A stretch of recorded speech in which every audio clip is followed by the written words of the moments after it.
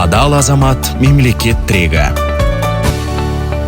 Президенттің Таза Қазақстан бастамасы жалпыұлттық қозғалысқа айналды. Экология және табиғи ресурстар министрлігінің мәліметі бойынша, биылғы жарты жылдықта Таза Қазақстан акциясына 2 миллион адам қатысты. Оның 156 мыңы ерікті. Бүкіл ел бойынша 573 іс-шара өткізілді. Оның ішінде таза кәсіп, таза аймақ, киелі мекен, таза өлке, мөлдір бұлақ сияқты республикалық және жер сағаты, халықаралық құстар күні сияқты халықаралық акциялар бар. 189 мың тонна қоқыс жиналды. 735 мың гектар аумақ тазартылды. 2 миллионнан астам ағаш отырғызылды. Таза Қазақстан бастамасы мемлекеттік органдардан ғана емес, қоғамдық ұйымдар мен бизнес тарапынан да қолдау тапты. Жай ғана тазалау емес, миллиондаған ағаш егу, экобокстар орнату, көгалдандыру, көлдерді сақтауға инвестиция бөлу сияқты ауқымды шаралар қолға алынды.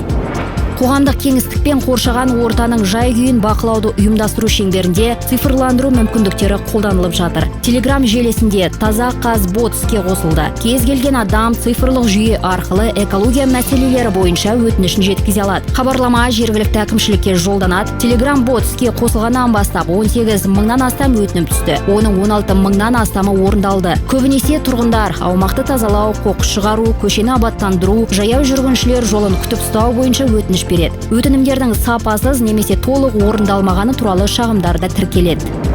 Таза Қазақстан тұжырымдамасының маңызды аспектілерінің бірі қалдықтарды өңдеу. Елімізде жыл сайын 4,5 миллион тоннадан астам коммуналдық қалдық жиналады. Ал оларды қайта өңдеу деңгейі былтыр 25,8% құрады. Бұл көрсеткішті арттыру үшін қатты тұрмыстық қалдықтарды жинау, шығару және қайта өңдеуге арналған заманауи инфрақұрылым құру бойынша жұмыс жүргізілуде. Өңірлерде бонустар ұсынатын қайта өңдеуге арналған эко-бокстар мен кондоматтар сияқты инновациялық шешімдер енгізіліп жатыр. Биыл пилоттық жоба аясында Астана мен Жезқазғанның 129 мектебінде 1000-нан астам экобокс орнатылды. Жалпы алғашқы жарты жылдықта 62 жоба мақұлданды. Бұл өңдеу қуатын жылына 1,1 миллион тоннаға арттырады.